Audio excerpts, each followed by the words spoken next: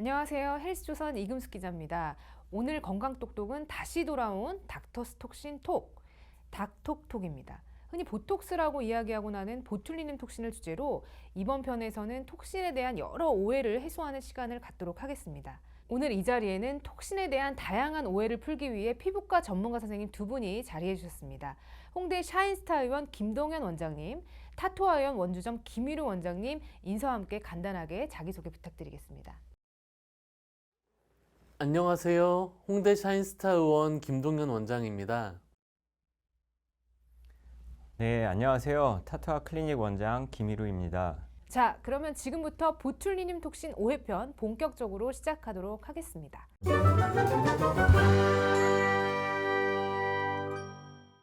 최근에 이제 보툴리눔 톡신을 주기적으로 반복 시술하는 분들이 많은데요.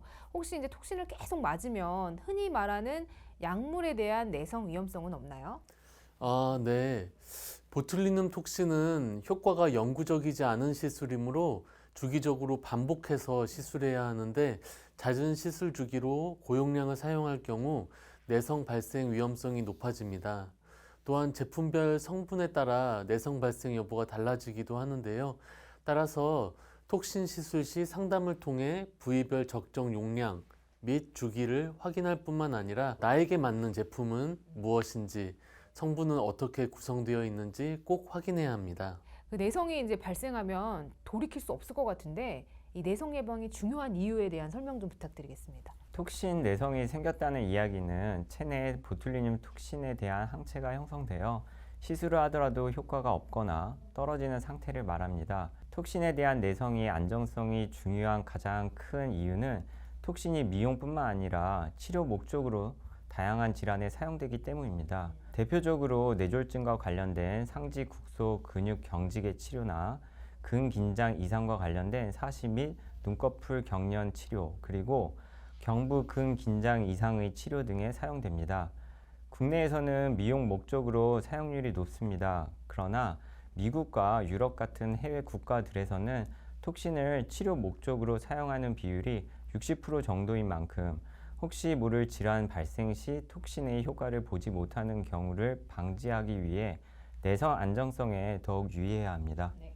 그렇다면 이제 내성 발생을 막기 위해서 좀 어떻게 해야 하는지 앞서 이제 제품 성분에 따라서 내성 발생 위험이 달라진다고 하셨는데 이 부분에 대해서 조금 더 자세히 말씀 부탁드리겠습니다. 내성을 예방하기 위해서는 전문가와 상담을 통해 부위에 따른 시술 용량과 주기를 지켜서 시술하는 것이 기본입니다.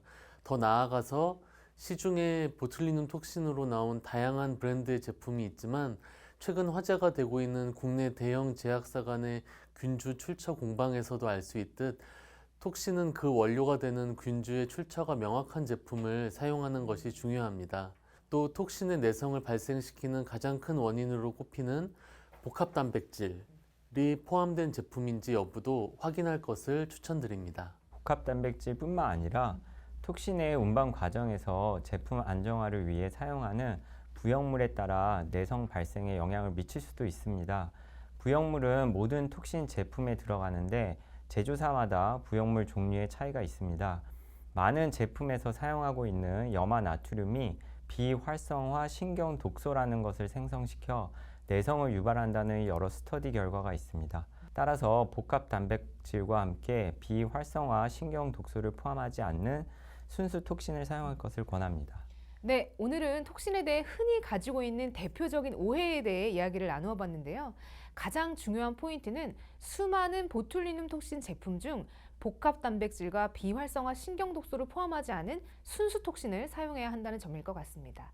다음 영상은 보툴리눔 톡신에 대한 진실편으로 톡신에 대해 진짜 정보를 확인해보는 시간을 갖도록 하겠습니다. 김희루 원장님, 김동현 원장님 다음 시간에 다시 인사드리겠습니다. 감사합니다.